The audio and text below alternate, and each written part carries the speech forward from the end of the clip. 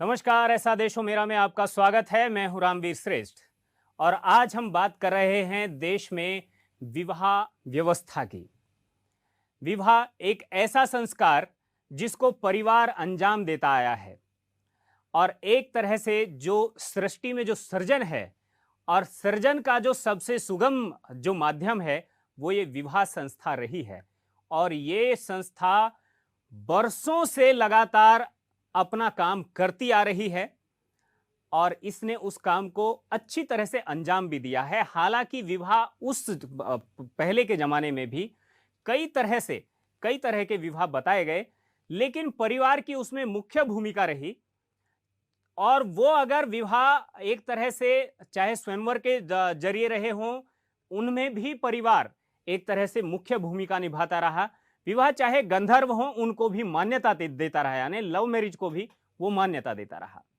लेकिन आज जो एक तरह से देखा जाए कि जो पैसा, जो रोजगार, जो करियर, जो जीवन पर हावी हुआ है, उसके कारण से ये एक दावा किया जा रहा है कि मनुष्य जो है वो अपनी उसकी जो आयु है वो आयु बढ़ती चली जाती है और वो विवाह तब भी नहीं कर पाता। और उसके पीछे कहीं ना कहीं या तो उसके अपने परिवार का भी दबाव होता है और कहीं ना कहीं एक दबाव लड़की के परिवार की ओर से भी होता है। और इस बीच उसकी वह जो नैसर्गिक जो जरूरत थी, वो जो एक पवित्र माध्यम से, एक संस्कार के माध्यम से जिसको पूरा हो जाना चाहिए था, दलील ये दी जा रही है कि वो पूरा नहीं हो पाता है।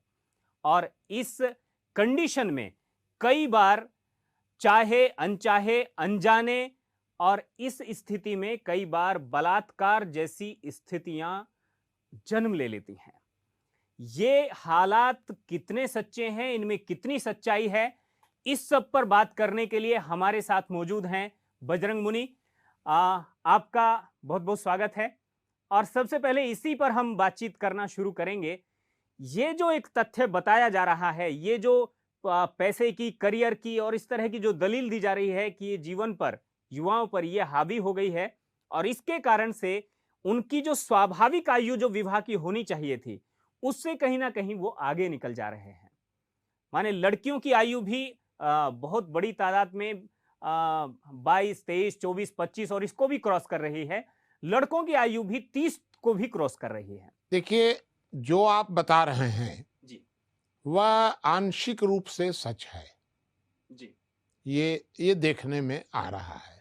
प्राचीन समय में हम मानते थे कि एक लड़का या लड़की 21 वर्ष में बालिग होते हैं, बिल्कुल, मतलब वोट देने लायक होते हैं, ऐसा मानते थे।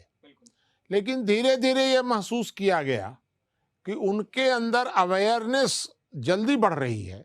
बिल्कुल, और हमने 21 वर्ष को घटा करके 18 वर्ष कर दिया। बिल्कुल, प्राचीन समय में लड़के या लड़कियों में, एक लड़के को हम उदाहरण लेकर के चलें कि लड़कों में 18 वर्ष की करीब करीब उम्र में, एक अंदाज बता रहे हैं कि 18 वर्ष की उम्र में उनके अंदर सेक्स की इच्छाएं पैदा होती थीं प्राचीन समय में। बिल्कुल, और पूर्ति हो जाती थी 16 वर्ष की उम्र में। जैसे अगर किसी को भूख लग जाए उसको सवेरे 8 बजे और नाश्ता मिल जाए उसको 7:30 बजे, उसके बाद होटल जाएगा तो माँ बाप उसको एक झापड़ मारेंगे, क्यों गया होटल, तुम घर में तो नाश्ता बना हुआ था। लेकिन अगर उसकी भूख जो 8 बजे लगती थी वो लगने लग गई 7 बजे और घर में नाश्ता बनने लग गया 10 बजे, अगर वो 2 घंटे भूख नहीं बर्दाश्त कर पा रहा है और होटल में नाश्ता करने चला गया तो माँ बाप उसको 2 झापड़ नहीं मार सकते हैं। अब मुख्य प्रश्न ये पैदा होता है कि माँ बाप अपना तो बना उना के खा लिए किसी भी तरह से जी। और जो लड़का है उसको कह दिए कि नहीं तुमको तो 10 बजे मिलेगा। और सबसे खतरनाक बात यह है कि सब बढ़िया बढ़िया खाना बना करके और लड़के के सामने रखा हुआ है जी। और लिखा हुआ है कि 10 बजे के पहले खाना अपराध है। ये आप मैं इशारे इशारे में बता रहा हूं, नहीं तो मैं आपको स्पष्ट करके ही बता दूंगा। इशारा ही ठीक है शायद। तो 10 बजे से पहले खाना अपराध होगा, झापड़ लगेगा। अब लड़का अगर चोरी से उसमें से कुछ खा लिया तो वो लड़का अपराधी हो गया।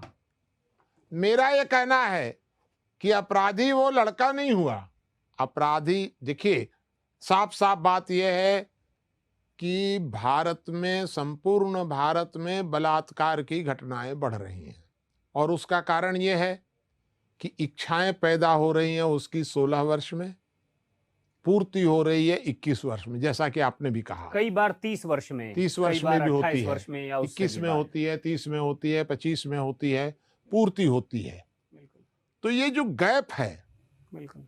यह गैप उसको कहीं ना कहीं मजबूर करता है कि वो कहीं और से भी तलाशे अपनी भूख मिटाने के लिए, माने शारीरिक भूख मिटाने के लिए।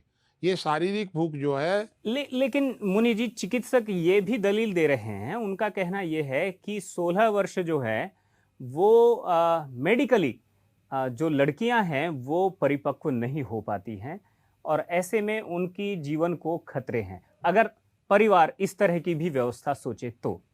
देखिए, एक आपने मेडिकल दलील दी, बिल्कुल पश्चिम के विचारों की, बिल्कुल, लेकिन भारत में इस प्रकार की सोच नहीं है। फिर एक बात बताइए कि शादी की उम्र तय करने वाली सरकार कौन होती है? शादी की उम्र या तो लड़के और लड़की तय करेंगे एक, या उनका परिवार तय करेगा। और अगर परिवार भी मान लीजिए, परिवार से भी ऊपर आप बढ़ते हैं तो गांव तय करेगा या समाज तय करेगा। ये बीच में सरकार कहां से आ गई? सरकार का काम है बलात्कार रोकना, तो सरकार ने किया तो उल्टा। उल्टा कैसे किया? कि भाई उसकी भूख मिटाने के लिए आपने उम्र बढ़ा दी। एक देखिए, 3 जगह गलतियां हुई हैं। पहली गलती ये हुई कि आपने शादी की उम्र बढ़ा दी उसकी। बिल्कुल। दूसरी गलती ये हुई कि आपने स्त्री और पुरुष जो दोनों हैं, ये आग और बारूद का रिश्ता माना जाता है। नजदीकी आने से विध्वंस होता है। अगर ये दोनों के बीच में दूरी घटेगी तो विध्वंस के खतरे बढ़ेंगे। तो आपने बिल्कुल नजदीक कर दिया औरत और मर्द को, स्त्री और पुरुष को, लड़का और लड़की को, इनकी दूरी आपने लगातार घटाई। ये आपने दूसरा काम कर दिया। और तीसरा काम क्या कर दिया कि सहमत सेक्स को आपने अपराध घोषित कर दिया। वैश्यालय बंद कर दो, बार बालाओं को सबको बंद कर दो। मतलब आपने लड़के और लड़की या स्त्री और पुरुष को मजबूर कर दिया कि तुमको यदि किसी भी प्रकार से ऐसी भूख लगे जिसको तुम सहन नहीं कर पा रहे हो, तो सबसे सुगम रास्ता है बलात्कार। बलात्कार करो और जेल में जाओ, वहां खाना पीना पड़े रहना आराम से, तुमको क्या दिक्कत होगी। ये बलात्कार बढ़ने का कारण ही यह सरकार है। देखिए, मैं आपको सही बात बताऊं, जो आप प्रश्न हमसे करेंगे ही, इसका मतलब जो पहली जो सबसे पहली बात थी वो पूरी तरह सच नहीं है। सरकार उसमें बड़ी दोषी है। सरकार ही दोषी है। सरकार एक बड़ी दोषी। बड़ी और छोटी दोष क्या होता है? सरकार एकमात्र दोषी है इस बात के लिए कि उसने एक तरफ शादी की उम्र बढ़ानी शुरू कर दी, दूसरी तरफ स्त्री और पुरुष के बीच में दूरी घटानी शुरू कर दी। शादी की उम्र बढ़ाने के लिए सरकार ने किससे कहा? क्यों नहीं कहा? सरकार पहले तो शादी की उम्र सरकार नहीं तय किया करती थी, समाज तय करता था। सरकार कैसे दाल भात में मूसरचंद बन गई? शादी की उम्र सरकार तय करेगी। सरकार ने शायद इसलिए सोचा क्योंकि लोक कल्याणकारी है सरकार, इसलिए उसने सोचा कि राजस्थान जैसे लोक कल्याणकारी का जिम्मा किसने दिया? जो सरकार नक्सलवाद नहीं रोक पा रही है, बिल्कुल जो सरकार बलात्कार नहीं रोक पा रही है, जो भ्रष्टाचार नहीं रोक पा रही है, वो सरकार अपने आप अगर ले ली कि भाई हम तो कल्याणकारी जन कल्याणकारी काम करेंगे, अरे तो जन कल्याणकारी कार्य तुम करोगे तो ये बलात्कार कौन रोकेगा, चोरी और डकैती कौन रोकेगा? अपना काम तो करना नहीं है, अपना काम छोड़कर।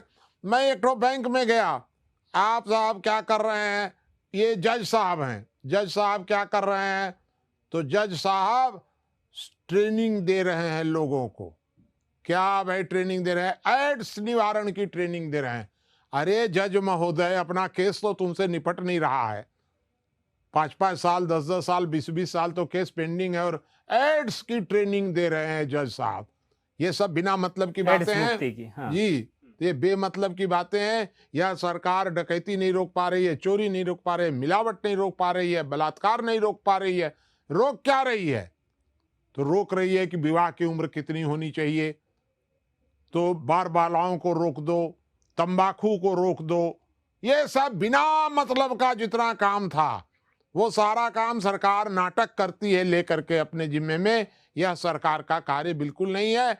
इसलिए मेरा तो ये कहना है, जब आप कहेंगे साहब चौटाला जी ने कहा है 15 वर्ष 16 वर्ष, मान बिल्कुल लीजिए, बिल्कुल जो भी कहा है, आप तो पूछेंगे ही। हाँ बिल्कुल बिल्कुल। मैं कहता हूं चौटाला जी को क्या ज्ञान है इसका?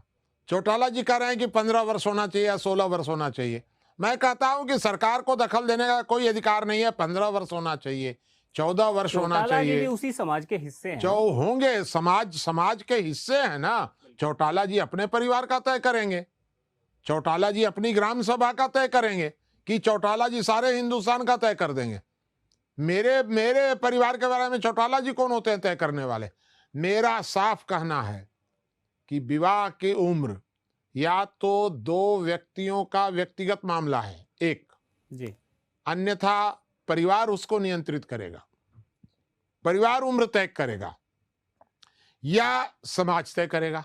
लेकिन व्यक्ति परिवार और समाज के बीच और में, परिवार तक तो ठीक है, लेकिन जब आप समाज की बात करते हैं समाज तो यानी ग्राम सभा, समाज का मतलब तो ग्राम सभा है ना। हमारी गांव के लोग बैठ करके तय करेंगे कि भाई हमारे गांव में ये इस प्रकार की परिस्थितियां हैं, इस प्रकार की परिस्थितियों में हम लोग ऐसा उचित समझते हैं। वो भी बंधनकारी नहीं हो सकता है किसी के लिए, लेकिन ऐसा उचित समझते हैं, गांव के लोग तय करेंगे, करने दीजिए। सरकार बीच में कहां से आ गई? एक लड़का और एक लड़की के व्यक्तिगत संबंधों के बारे में मनमोहन सिंह तय करेंगे? ये लोग बिना मतलब की बात है ये सब एकदम से, और इसलिए सारी अव्यवस्था पैदा हो रही है, ये मेरा मानना है। क्या आपको ऐसा भी लगता है कि हमारे यहाँ एक व्यवस्था सेकंड मैरिज की भी रही है? सेकंड मैरिज से मतलब ये रहा है, कहीं उसको सेकंड मैरिज कहते हैं, कहीं उसको गोना कहते हैं, यानी कम उम्र में शादी की, यानी 16 साल में ही 15 साल में ही शादी कर दी, और एक इमोशनल कमिटमेंट और अटैचमेंट जो है दो लोगों के बीच में बन गया, और फिर जो है परिवार उन दोनों को नियंत्रित करते हैं तब तक के लिए जब तक कि वो परिपक्व ना हो जाएं, समझदार ना हो जाएं, और यानी कहीं तक कहें कि करियर अपना वो अचीव ना कर लें, कहीं रोजगार उनका ना लग जाए। तो क्या ये एक सिस्टम जो है एक समाधान का हिस्सा बन सकता है? आप तो बड़ा डर डर के 15 और 14 और 15 और 14 कर रहे थे। हम कहते ये हैं कि एक लड़का पेट में एक लड़की पेट में, या मान लीजिए उनकी उम्र 5-5 वर्ष की है, बिल्कुल, राजस्थान में हाँ, अखा तीज पर और यही सब 5-5 करते हैं। वर्ष के हैं और दोनों की शादी तय हो गई, जी उनको करने दीजिए ना, आपसे क्या मतलब है उसका? उन लोगों ने अपनी शादी तय कर ली, जी, अब वो जब बालिग हो जाएंगे 15-16 वर्ष के, तब उसको हम लोग मुकलावा बोलते हैं या दोंगा बोलते हैं या गौना बोलते हैं, जो भी हाँ, बोलते हैं, बिल्कुल। वो करेंगे उस समय। उसमें सरकार बीच में कहां से आ गई? मेरा कहना, मुख्य कहना यह है कि विवाह की उम्र तय करना व्यक्ति का व्यक्तिगत मामला है, पारिवारिक मामला है, सामाजिक मामला है, सरकार और सरकार के कानून का कोई मामला नहीं है। ये पश्चिम की किताबें लिख लिख करके वहाँ के कुछ वो समाज शास्त्री और फलाने शास्त्री और ढिकाने शास्त्री और स्वास्थ्य मंत्रालय, इन लोगों ने समाज को गुलाम बनाने के लिए ये सब नियम बना दिए, और चौटाला सरीखे लोग कहते हैं कि 18 नहीं 15 होना चाहिए, तो 15 नहीं 16 होना चाहिए। कह रहे जो भी होना होगा वो गांव तय करेगा, आप कौन होते हैं बीच में तय करने वाले। इसलिए मेरा तो सीधा सीधा मानना यह है कि विवाह की उम्र, अब बताइए, देखिए क्या माने, कितनी इसको मूर्खता कहें कि चालाकी कहें कि क्या कहें। हमारे न्यायालय ने कह दिया है कि लड़के और लड़की बिना विवाह के साथ रह सकते हैं। Sir, live in relation, live in relationship, तो बिना विवाह के भी वो साथ जीवन भर रह सकते हैं। अब अच्छा, अब आप बताइए कि विवाह की जो रस्म है इसका कितना महत्व रह जाता है इसके बाद, कि एक लड़के और लड़की उन्होंने मिल करके अपने आप संतान पैदा कर ली और संतान पैदा करने के बाद विवाह करते रहेंगे जी। तो फिर ये विवाह का क्या मतलब रह गया। वो 18 साल में करे कि 14 साल में करे कि 22 साल में करे, जब लिव इन रिलेशनशिप की उसको छूट है तो फिर एक झगड़ा पड़ेगा। ये छूट बजरंग मुनि की ओर से भी है जी, मेरे हिसाब से तो ये है कि लिव इन रिलेशनशिप में रहना है कि शादी करके रहना है कि तलाक दे के रहना है, क्या करना है, सरकार का कोई संबंध नहीं है। नहीं, अगर सरकार उसको नियंत्रित नहीं करना चाहिए तो सुप्रीम कोर्ट भी सरकार का ही एक हिस्सा है। हाँ, तो सुप्रीम कोर्ट को भी नहीं नियंत्रित करना चाहिए, क्योंकि ये समाज का मामला है, व्यक्ति का मामला है, ये पंचायतों का मामला है, परिवार का मामला है। इसमें न्यायालय या सरकार या कानून, माने आपका कहना है कि विधायिका, कार्यपालिका, वहीं पर न्यायपालिका, सबकी कहीं ना कहीं तो सीमाएं होनी चाहिए। ये इस प्रकार से कैसे होगा कि साहब आप स्वतंत्र हैं, हम अपने खेत में हरी हरी घास लगाए हैं, अपनी गाय के लिए लगाए हैं, आप सांड हैं तो आप स्वतंत्र हैं, कहीं भी घुस जाएंगे, कहीं भी खा लेंगे। तो इसका मतलब हमारी सरकार और पार्लियामेंट, ये पार्लियामेंट सांड बन गई है, वो जहां चाहे मुंह लगा दे। ये तो नहीं चल सकता है। समाज सर्वोच्च है, राज्य समाज को सुरक्षा दे सकता है, लेकिन राज्य समाज के आंतरिक मामलों में दखल नहीं दे सकता है। तो एकदम साफ बात है। अब जैसे खाप पंचायतें हैं, बिल्कुल, तो खाप पंचायतें समाज का एक टूटा फूटा रूप है। खाप पंचायतें बेचारी इतनी डरी हुई है कि अगर हम कुछ भी बोल देंगे तो ये चढ़ बैठेंगे सब सांड लोग। तो उन्होंने 18 को 15 वर्ष कहा। अब 15 वर्ष जब कहा, वो भी डर के कहा 15 वर्ष उसने कहा तो डर से कहा। देखिए, हिंदुस्तान में 2% महिलाएं, महिलाओं का परसेंटेज आप देखेंगे तो 98% महिलाएं परंपरागत रूप से परिवार चलाती हैं और 2% महिलाएं आधुनिक रूप से परिवार चलाती हैं। तो आधुनिक रूप से जो परिवार चलाने वाली जो 2% महिलाएं हैं, इनको परंपरागत जो भी है उन सबको तोड़ने में ही मजा आता है, उनको अच्छा नहीं लगता है ये परंपरागत। और जो 2% महिलाएं हैं, महिला या पुरुष जो परिवार है, मान लीजिए ये 2% जो आधुनिक परिवार हैं, इनमें आधुनिक हैं या पश्चिमी, जो भी कहिए उनको, हम आधुनिक के नाम से कह दे रहे हैं। तो जो आधुनिक प्रणाली के आधार पर जो परिवार चला रहे हैं स्त्री पुरुष, इनमें टूटन ज्यादा है, परिवारों के टूटन ज्यादा हैं, इनमें अव्यवस्था ज्यादा है, इनमें तलाक ज्यादा है। ये कहीं ना कहीं कुछ ना कुछ इनमें एक तरह से चरित्रहीनता का प्रतिशत भी पारंपरिक परिवारों की तुलना में ज्यादा है।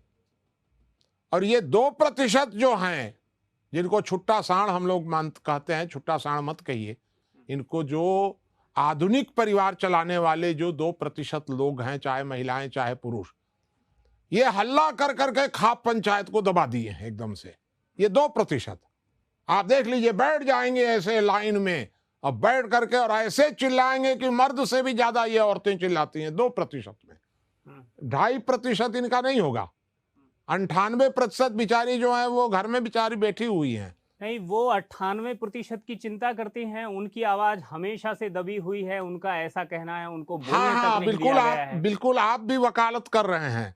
जो 2% अपने चरित्र की ठीक चिंता नहीं कर पाती हैं, जो ठीक से परिवार नहीं चला पाती हैं, ये 98% परिवारों की चिंता करती हैं। आप भी उन्हीं की वकालत करने लग गए। अरे भाई, ये 2% क्या 98% का प्रतिनिधित्व करेंगी? वो पहले अपना तो 2% देखें। ये खाप पंचायतें डर डर के बिचारी खाप पंचायतें बोलती हैं और ये 2% चढ़ी रहती हैं इनके ऊपर। मैंने जब टीवी में देखा, किसी टीवी में, तो ये 2% औरतें तो ऐसा चिल्लाती हैं कि अब ये मार बैठेंगी। और इनको अगर कुछ बोल दीजिए तो कहेंगे हमारा विशेषाधिकार हनन हो गया, तुम्हारा 2% का विशेषाधिकार होगा और 98% का कोई अधिकार ही नहीं होगा, क्योंकि 98% परंपरागत महिलाओं की का प्रतिनिधित्व इन लोगों ने जबरदस्ती ले लिया है। आप उन्हें परंपरागत कह कर मतलब परंपरागत के साथ साथ अशिक्षित भी जोड़ देना ठीक है उनके साथ? अशिक्षित जो होता है वो अज्ञानी होता है क्या? मेरी जो पत्नी है वो दस्तखत करना नहीं जानती है, और सारे हमारे घर के सारे जो समस्याएं होती हैं वो मेरी पत्नी सुलझा देती है। ज्ञान के मामले में मेरी पत्नी हमारे पढ़े लिखे परिवार के सारे लोगों से ऊपर है, मेरी पत्नी ज्ञान के मामले में, और शिक्षा के मामले में शून्य है। तो अशिक्षा को अज्ञान के साथ जोड़ने की भूल मत करिए। अज्ञान अलग है। आदमी शिक्षा के बगैर भी समझदार और ज्ञानी हो सकता है। नहीं तो अच्छा, तो मैं बैठा हूं कि नहीं? मेरी शिक्षा कितनी है? मेरी ज्ञान और मेरी शिक्षा की अगर आप तुलना करेंगे तो आप तो गड़बड़ा जाएंगे। बेचारे कबीरदास कितना शिक्षित थे। तो इसलिए शिक्षा जो है ये आधुनिक समाज में, वर्तमान समय में थोड़े से लोगों के द्वारा गरीब, ग्रामीण, श्रमजीवी, किसान के शोषण के उद्देश्य से कुछ लोगों ने इसको माध्यम अपना चुना है। तो उसी में आप मान रहे हैं? मैं तो ये कह रहा हूं, ये हमेशा से शिक्षा का यही चरित्र रहा है या ये आधुनिक शिक्षा के बारे में आप कभी नहीं रहा है। पुराने जमाने में ज्ञान का महत्व था, शिक्षा तो सरप्लस थी, ज्ञान महत्वपूर्ण होता था उस समय। अगर शिक्षित है और ज्ञानी नहीं है तो वो बेकार माना जाता था। ज्ञानी है और शिक्षित नहीं है तब भी उसका महत्व था कि वो उसके पास ज्ञान है। तो आज ये आप लोगों ने शिक्षा, क्योंकि शिक्षा के नाम पर ही तो आपको शोषण करना है नीचे वालों का, श्रमजीवियों का। तो आप तो शिक्षा। यानी हम यहाँ पर ये बात कर रहे हैं कि अगर सरकार करे, अगर बलात्कार को रोकना उसकी एक जिम्मेदारी है। हाँ, ये बात बनता भी हो, क्योंकि क्राइम है और अपराध रोकना राज्य का सबसे पहला दायित्व है। अपराध रोकना दायित्व है। हाँ, बिल्कुल दायित्व है। तो इस दायित्व की वो पूर्ति करे तो कैसे करे? वो बलात्कार रोकने के लिए जी सबसे पहले तो सरकार को जो प्राकृतिक भूख का सिस्टम है जी, उस प्राकृतिक भूख को रोकने का, माने बांध टूट ना जाए, इस प्रकार की व्यवस्था उसको छूट देनी चाहिए। उसके बाद यदि कोई व्यक्ति, उस छूट से मतलब है वैश्यालय को आप छूट दे दीजिए, सहमत सेक्स को छूट दे दीजिए, कोई दिक्कत नहीं है। एक दूसरी बात है कि विवाह की उम्र ये परिवार तय करेगा, समाज तय करेगा, व्यक्ति को तय करने दीजिए, सरकार को कोई दखल नहीं देना चाहिए। सहमत सेक्स के अंतर्गत विवाह भी आ जाता है। ये जो एक छूट देने का मामला है इसके बजाय, लेकिन ये नैतिकता की ओर नहीं ले जाता है समाज को, कहीं ना कहीं समाज के अंदर एक अजीब सी हालत पैदा करता है। इसको क्या दंडात्मक कार्यवाही जो है, जो सरकार की ओर से है, वो किस तरह की हो कि ताकि केवल बलात्कार के लिए होनी चाहिए? क्या किस तरह से? सिर्फ बलात्कार को आप कानून से रोकिए।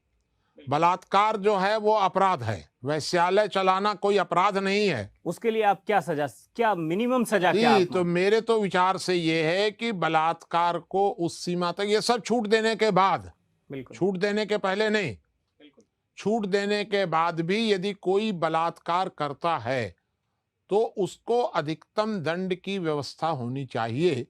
वह दंड कितना होना चाहिए, इस संबंध में सरकार और समाज ये मिलकर के तय कर सकते हैं। उसके विषय में मेरे दिमाग में कोई अलग से प्लान नहीं है, लेकिन मैं इस बात के लिए सहमत हूं कि बलात्कार एक अपराध है, गंभीर अपराध है और उसके लिए दंडित होना चाहिए।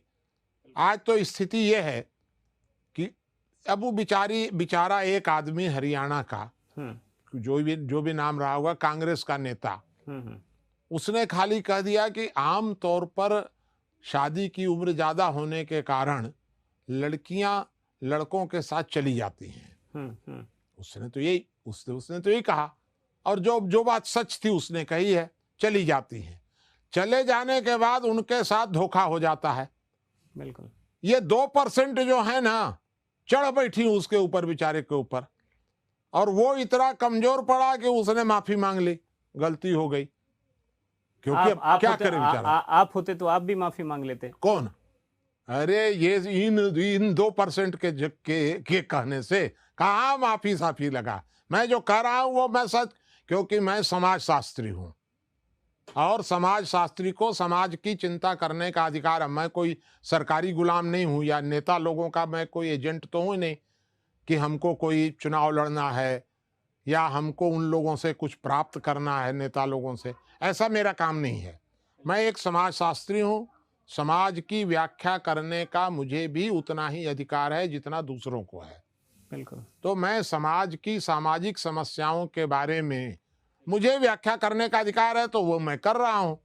मैं यह मानता हूं कि विवाह की उम्र, तलाक की व्यवस्था, डाइवोर्स वगैरह, ये सब जो है ये सामाजिक पारिवारिक नियम है।